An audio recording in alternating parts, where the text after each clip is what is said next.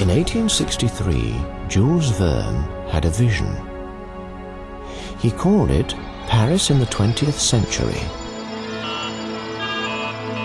He foresaw a future of electric lights, automobiles, and roads streaked with traffic. It was the story of a world gone wrong. He even predicted that a vast mechanical cathedral would rise in the center of Paris.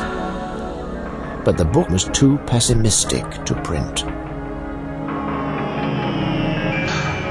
In 1889, technology caught up.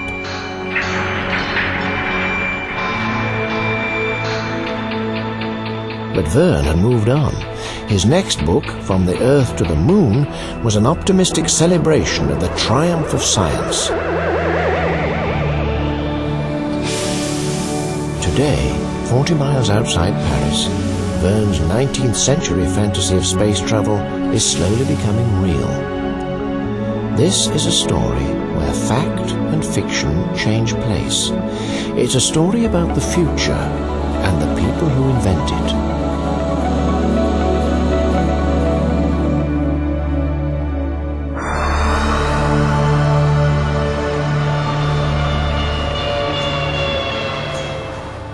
Eight miles north of Los Angeles, a few minutes' drive off the interstate, is the small suburb of Glendale.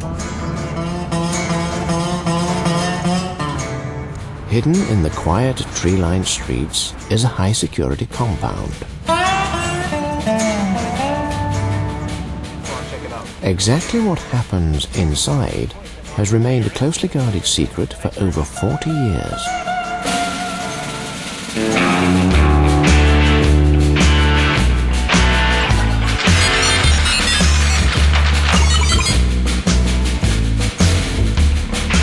What goes on here is a kind of madness.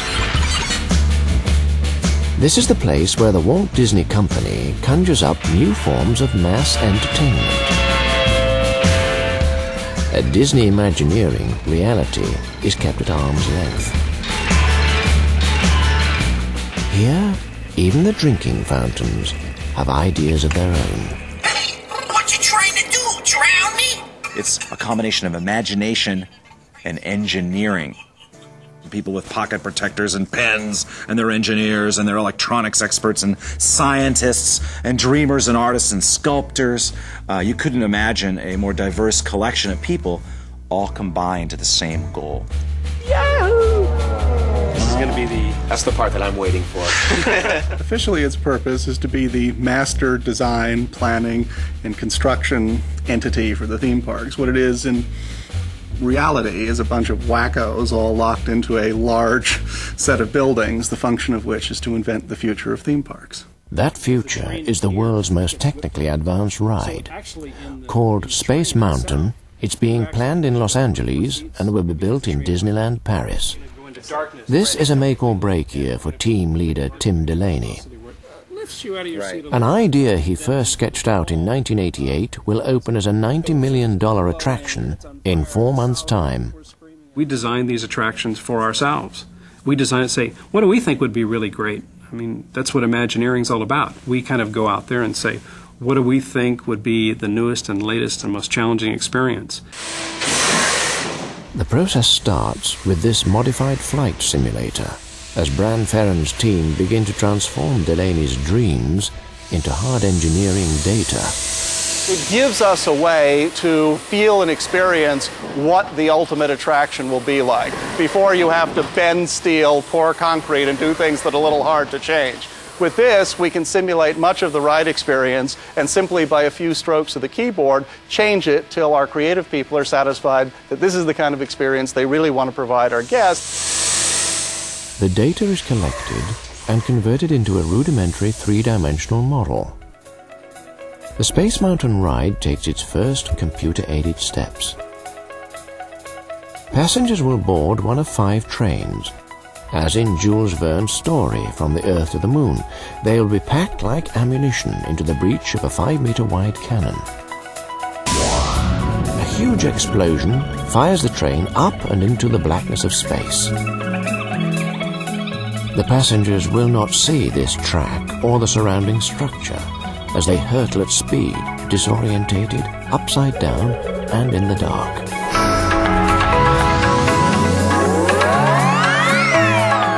Towards the end of the 2-minute ride, they seem to fly through a cluster of asteroids, crashing through one in a shower of sparks.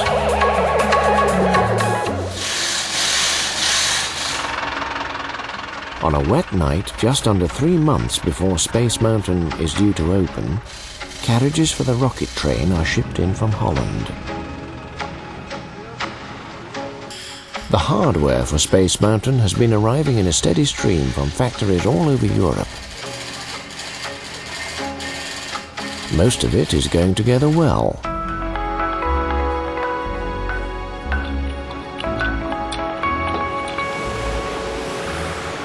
The mountain, a vast steel volcano, is now a familiar silhouette to visitors, but it's far from complete. The software that will drive the ride is so complex that a technical team has been recruited from the aerospace industry.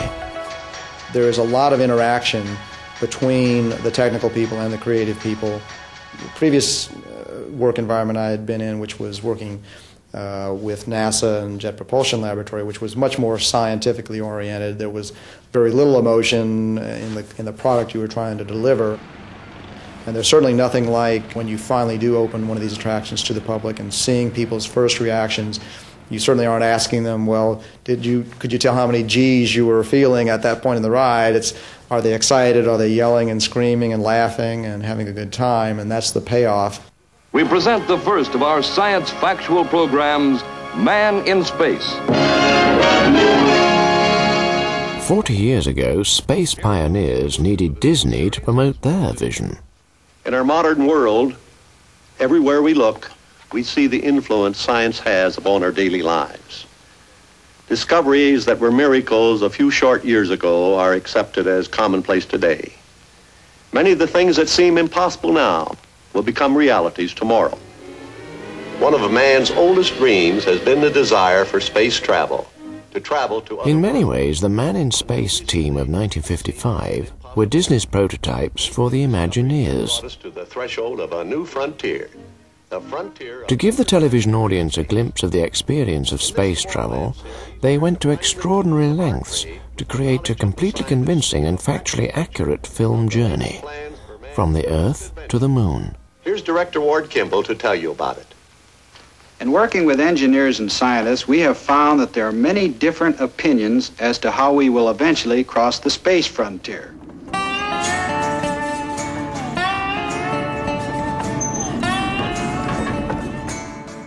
Ward Kimball still lives in Los Angeles, his home a surreal monument to a lifetime in the movie business.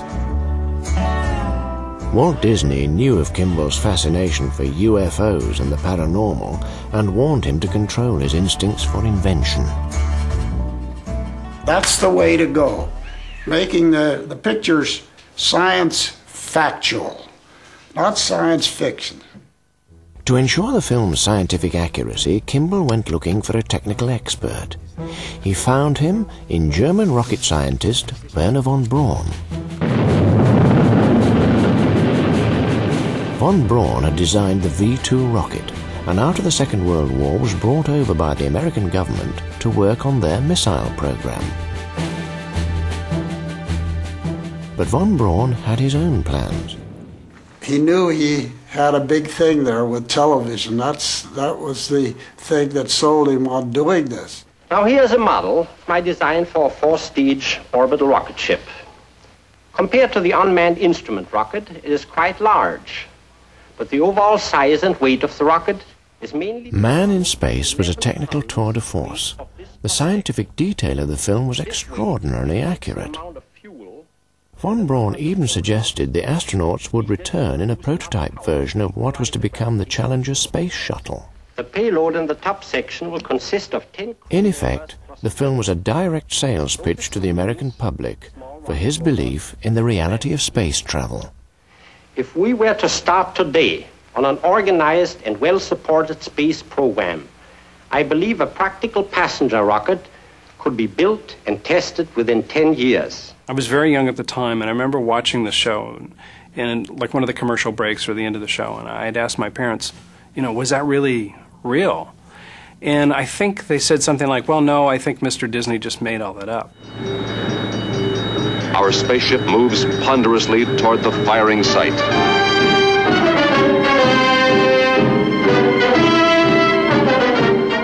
After von Braun's introduction to man in space, his scientific theories were brought to life in an animated rocket flight. I was also very positively affected by the fact that someone could take a dream or something that had not existed before and put it into a form that seems so absolutely real. 10, 9, 8, 7, 6, 5, 4, 3, 2, 1. At 7:30 on March the 9th, 1955, an 8-year-old Tim Delaney and 100 million others switched on their televisions to watch Man in Space. Equally enthralled was a 65-year-old viewer in the White House.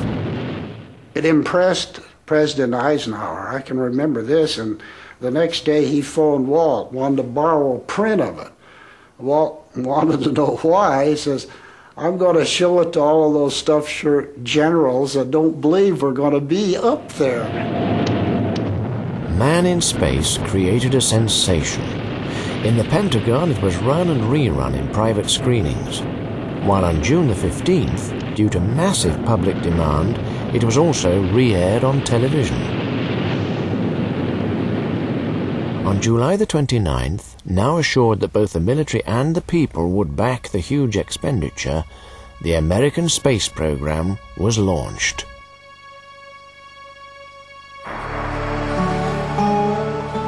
Kimball's factual film inspired Tim Delaney's fascination with the science fiction behind Space Mountain.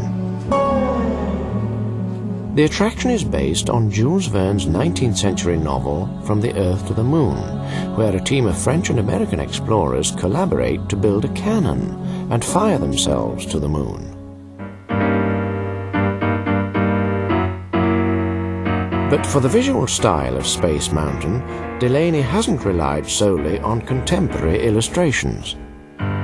The look of movies like Segundo Duchamp's 1909 Excursion sur la Lune has provided a huge repertoire of early science visions.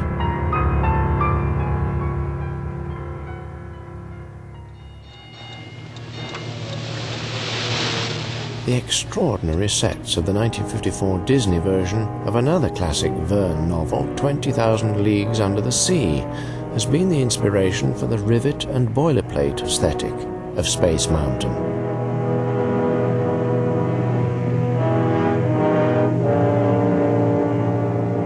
These influences are combined to create a pre-space age vision of future technology.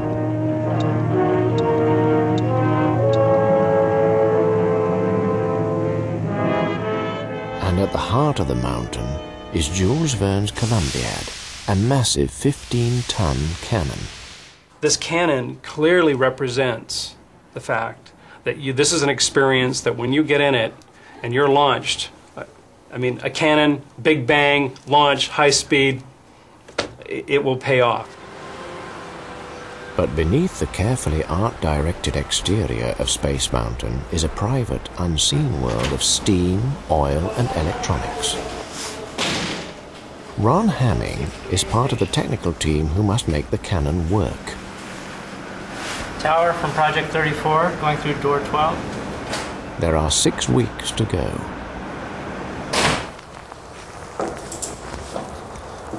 The pusher vehicle consists of a chassis that's mounted on rails, mounted below the main ride rails, and has a fin that interfaces with the launch pole on the train. From this point, it launches the train up to the top of the catapult.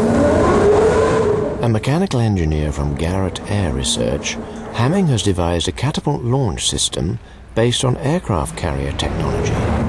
We've come up with a concept similar to a very high-speed winch system which acts as a catapult, but more reliably and more safely than something that the military would use for their pilots and their planes. This is the underside of the catapult. Train comes up here, the pusher vehicle attaches to the train and launch the train into the mountain. The whole catapult launch duration is over with in about 3 seconds. In those 3 seconds, they've transited about 50 meters of track. So it's comparable to going to about 0 to 50 miles an hour in about 2 seconds. The G-force of 1.5 felt by the passengers is just the start.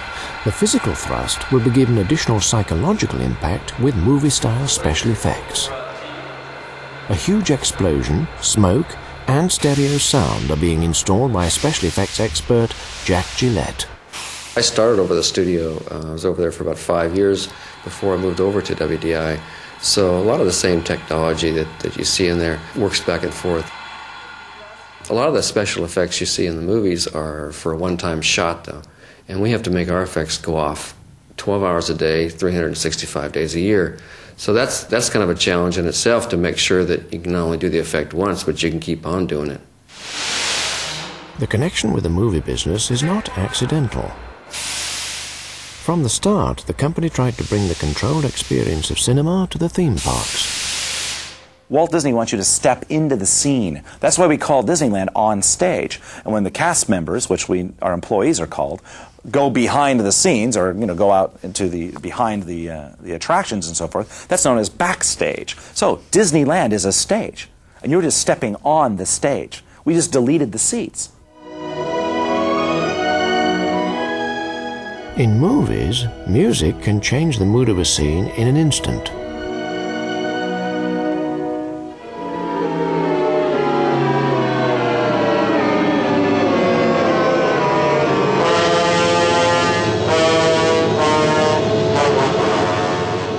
A synchronized score has never been possible in a ride, but Delaney is determined to use the musical power of films like 20,000 Leagues Under the Sea to manipulate emotions on Space Mountain.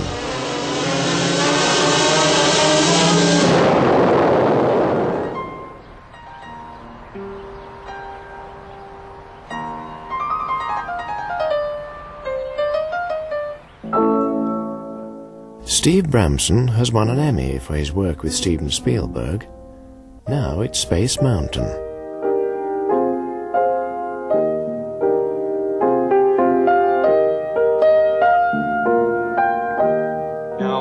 I wanted to have some swirling. I mean, we have, some kind of swirling effect, which is very hard for me to duplicate on the piano.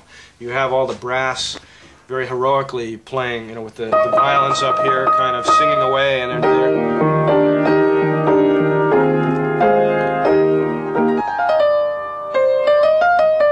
and then when it's finally orchestrated to the way that the players will see it, you can see all this detail here.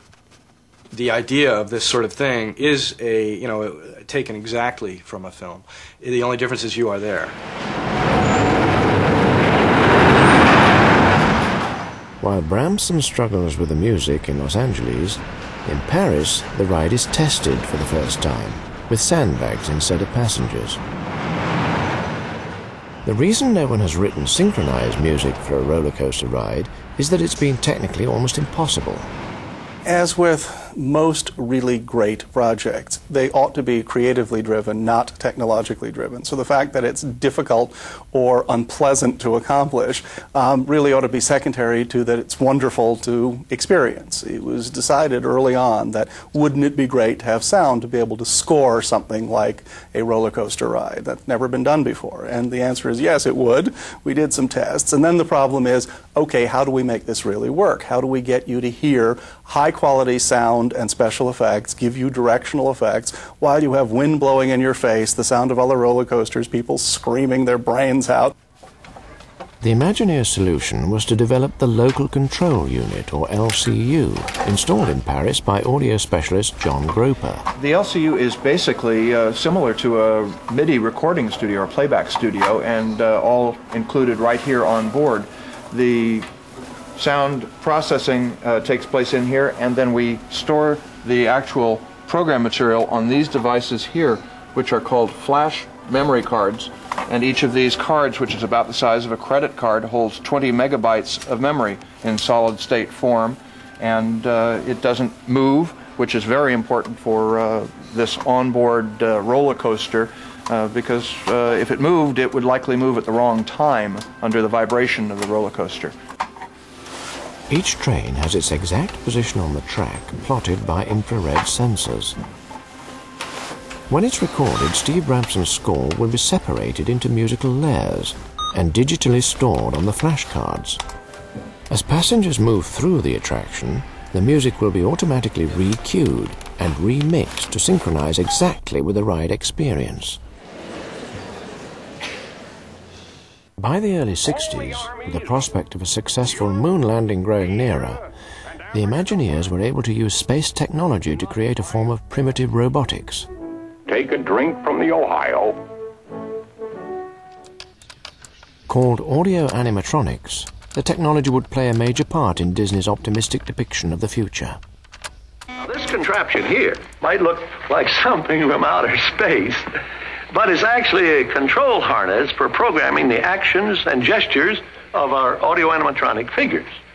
Shall we show them how it works? Very well. This is the Carousel Theater host. Whatever the man in the harness does, this figure will respond simultaneously in the same manner. There's a great, big, beautiful tomorrow. An audio animatronic family populated the Carousel of Progress, its theme tune echoing Disney's faith in things to come. And tomorrow's just a dream away. For 40 years, Disney had promoted his special brand of optimism.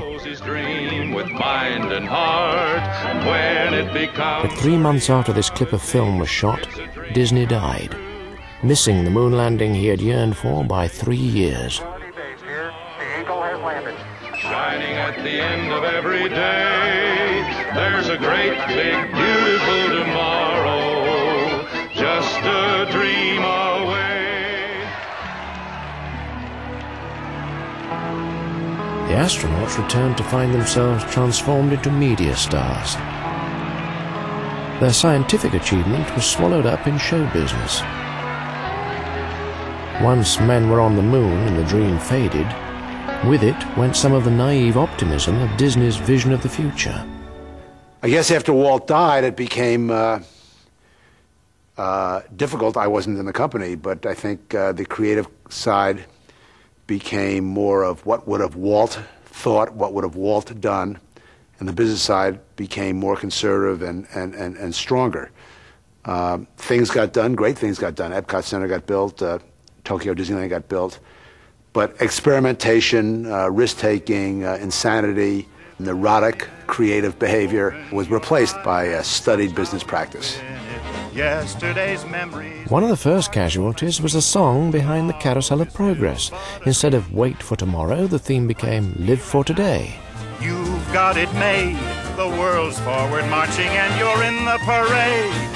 Now is the time, now is the best time, be it. And the idea of space travel changed from a scientific adventure into an entertaining storyline. For it's the best time of your life.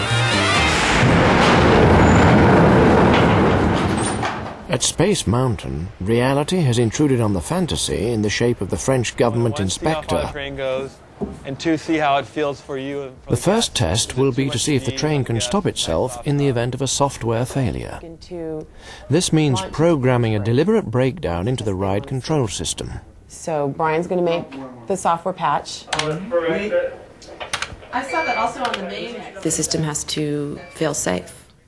And we have to go through all the failures, and sometimes that's what takes a lot of time, is creating failures that are supposed to happen 1 in a million or are never supposed to happen. Trying to figure out, now that you have the system in place so that these things can't happen, you make them happen so you can see how the system reacts. Greg, was that brake 17 that you wanted to close after the vehicle struck sensor 2PA? The vehicle passes 2PA, please close brake 17, yes. 10. Just the last where you're sitting only. You want a heavy train. If Space Mountain fails any of the stipulated tests, it won't be able to open as an attraction. Yes. You want to try from the front? With the middle, okay. Okay. Susan for Greg. Okay, we have the software patched in and we're ready to launch. You guys ready?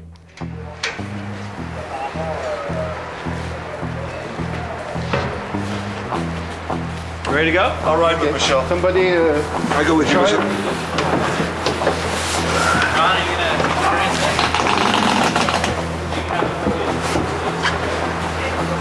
Okay, we're ready here. Okay, Tower, give me an announcement and we'll start it off. Attention Space Mountain, rocket train will launch in the mountain immediately. Stand clear of all equipments, please. Thank you. Attention Space Mountain, un train va être catapulté dans la montagne immédiatement. Tenez-vous à l'écart de tout équipement. Merci. Vous êtes safe and clear, Patrick?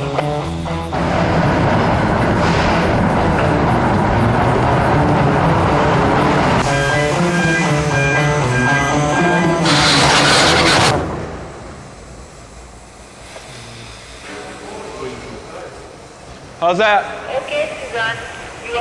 Okay? The train fails safe. It passes the test.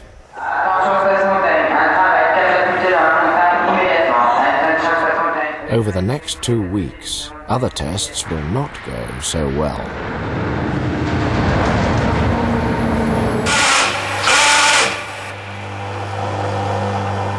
The repeated testing holds up other work, and now Jack Gillette's special effects inside the mountain are running behind time.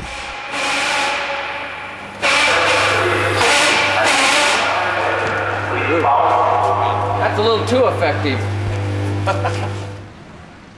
Disney in the early 80s existed in a changed world. The 50s optimism about the future was replaced with a new sense of uncertainty. Tron, Disney's first film attempt to grasp this, was a darker vision of a computer gone mad.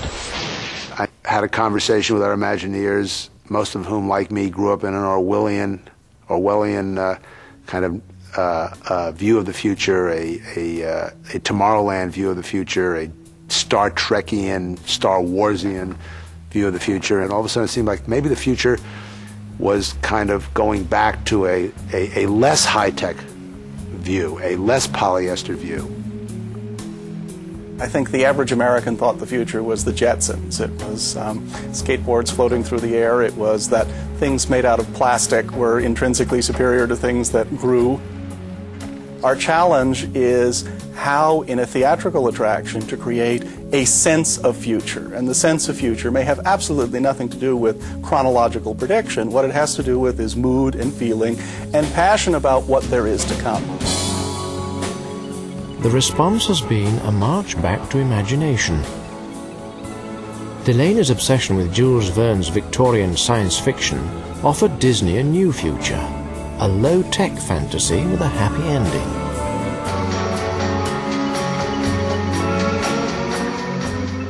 But behind the fantasy, there are urgent practical realities. 600 volunteers pack Space Mountain as the Ministry of Transport look on. An evacuation rehearsal is underway. Ladies and gentlemen, we are sorry for the delay. We're working on the prom and we will be back up as soon as possible. We'll let you know when we can start riding the trains again.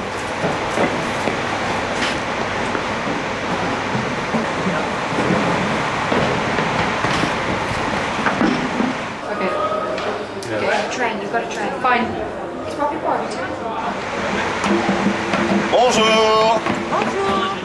But the ride operators are caught up in the excitement of the attraction. They talk to the visitors rather than getting them out. There is a classic breakdown of communication. 7:30, the last evacuation time. Sandra. Half an hour. This is a vital stage in the gradual transfer of control from the Imagineers to the local Disney operators who must run the ride on a day-to-day basis. Attention Space Mountain, mise en tension, mise sous tension au maintenance. Attention Space Mountain, down for Vous pourrez tout faire d'une traite, ne vous inquiétez pas. Bonjour, ça va? Sorry? Yeah, we're missing one. Here we go.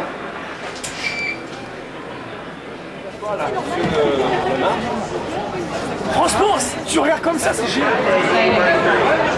We need to work on our evacuations a little bit, though. For Doug LeBlanc, who has to formally hand over command in 2 weeks, the test has shown just how much there is still to do. They talked to the guests for 5 minutes before they started releasing harnesses. Okay. Well, maybe he had some good jokes to tell. I don't know. And I noticed that the other break zone took even longer. Really? Yeah.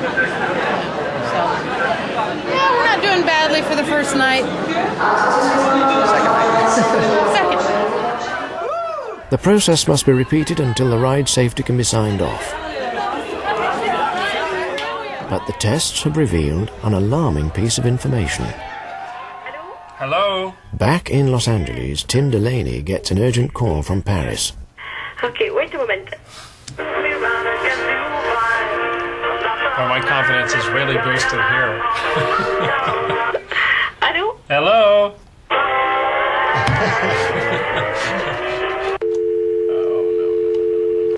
Hello?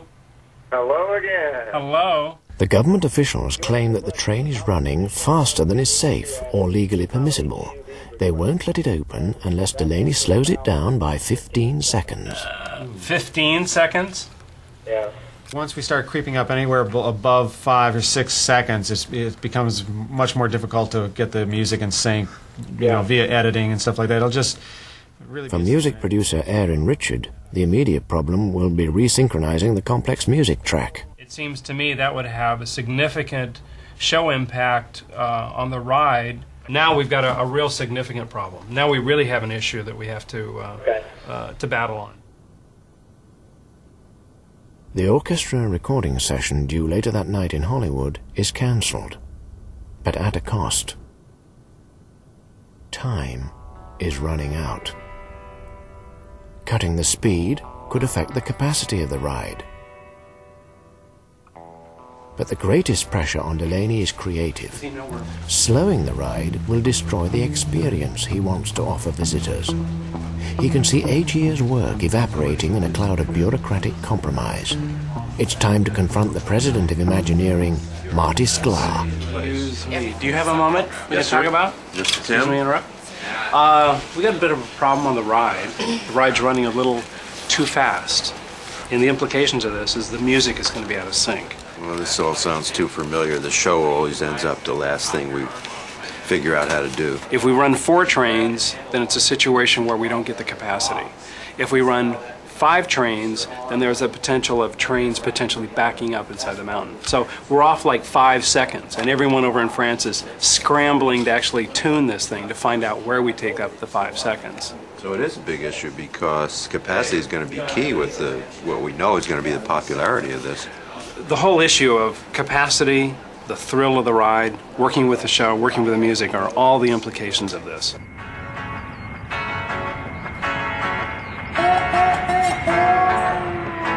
Delaney's on the next flight to France.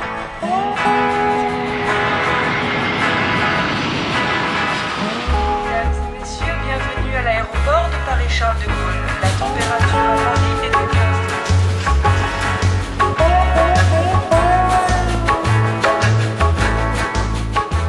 This is the first time he has seen the completed Space Mountain.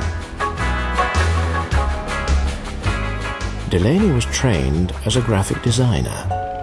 He's obsessed with the visual. He doesn't like what he sees. The cannon looks too clean. The mechanism feels fake. For him, the fantasy will only be truly effective if the cannon is a believable piece of machinery. For a moment, problems with the music are forgotten as Delaney gets to work with a team of scenic artists. Coming through here, and right, it's a little bit dark in the crevices there, and then on the edges, we'll highlight those edges so it looks like it's been used, but actually we're taking really good care of it. All this area up here, I wouldn't touch this. I mean, I wouldn't do too much character finishing here. I wouldn't do any at all, as a matter of fact. But down up here, down up around in that area there, where the gun sight is, make it look as rich and as well taken care of as possible. Up to the top of the world.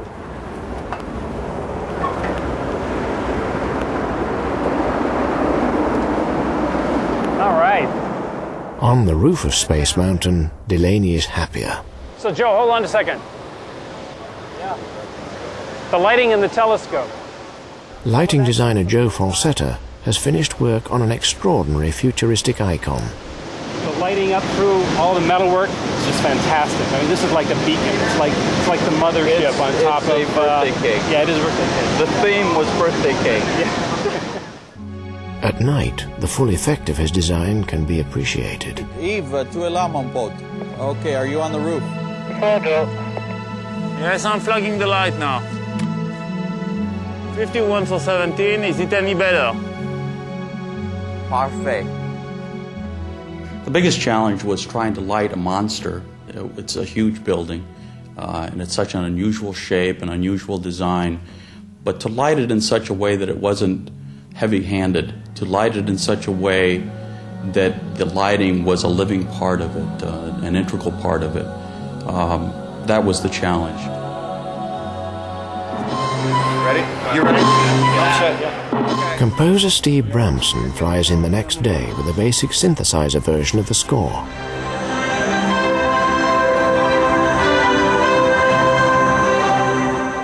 This is his first time in Paris and his first ride.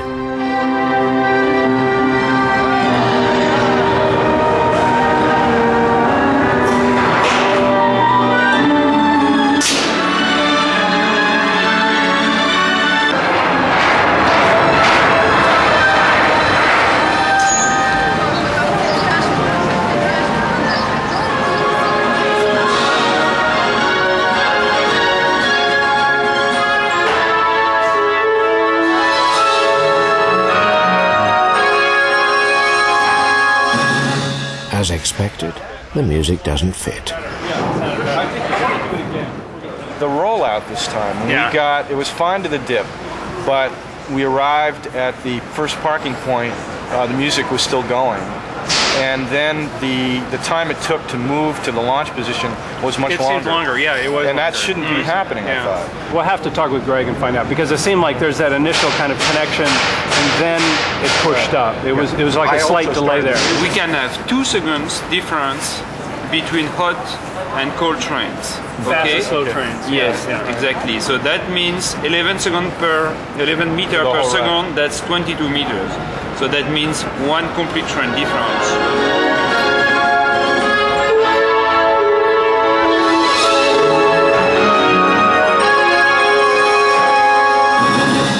Three and a half seconds. Drop should hold at about a second. Things are made worse for him when Delaney uses the rescoring process as a chance to try out some new ideas. Stop. Build that tension then a go. little bit. Build the tension a little bit. Build the anticipation.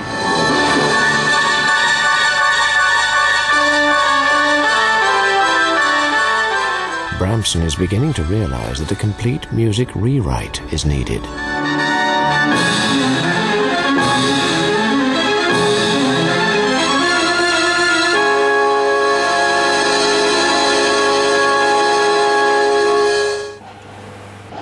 Delaney heads home, leaving a trail of work in his wake. Inside the mountain, Jack Gillette has to boost the effects in the asteroid scene. A lot more smoke in there. The scenic artists start to refinish the cannon, covering it in a film of soot and oil. With just 2 weeks to go, there is a growing sense of anticipation. I'm not a movie person, but we're a movie company, and when I talk to the studio people, they always tell me there is always this moment of nervousness. In fact, the first weekend to launch the movie. And once you had already a 1 day, or 3 days weekend, clearly you know exactly where you're going to go. And for whatever reason, advertising is a large part of it, but there is this word of mouth, and there is this kind of, secret thing going among people where they decide to come. Back in Hollywood, with 10 days to go, Bramson's rescored music is ready to record.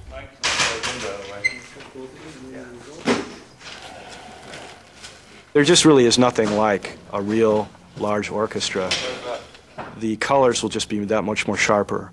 The silvery glow of the flutes and the power and the excitement of the brass will be much more real and discernible than to the synthesizers.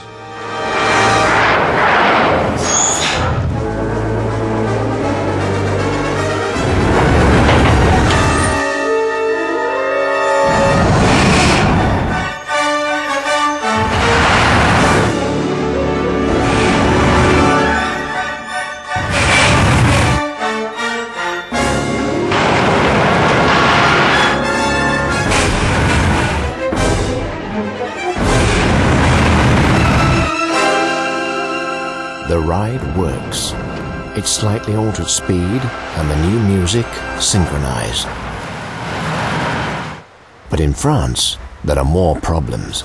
The cannon, a vital component and the explosive start to the ride, has broken down.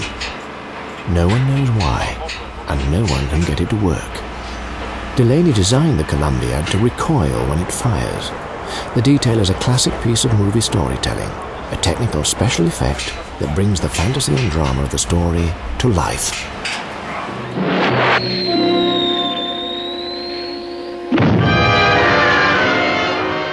In 1955, Ward Kimball was in the middle of a similar battle with man in space.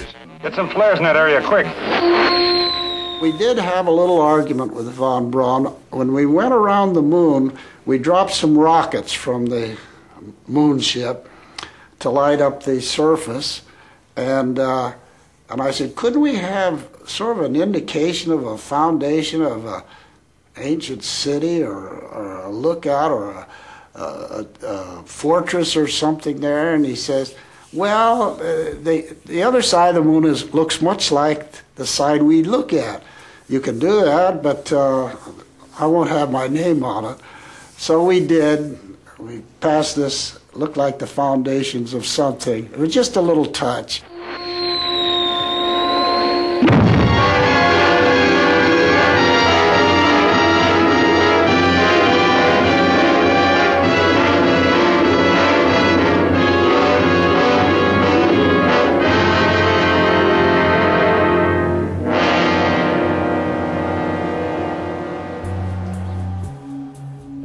Whether the cannon works or not, there's now little more that Delaney can do. As Space Mountain prepares to open for the first time, he is back in Los Angeles. With 36 hours to go, ride engineers fix the problem.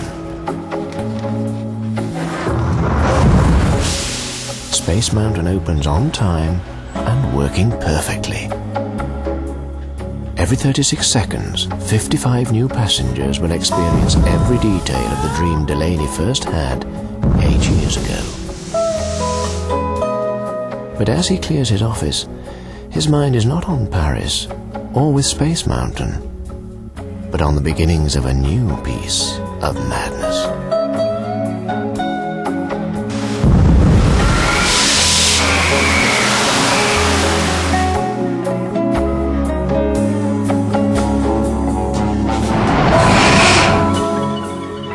Pop stars and Bible bashers and a bit of opera. Wogan's Island on BBC One in just a moment. Next on BBC Two, a profile of Andrew Neil.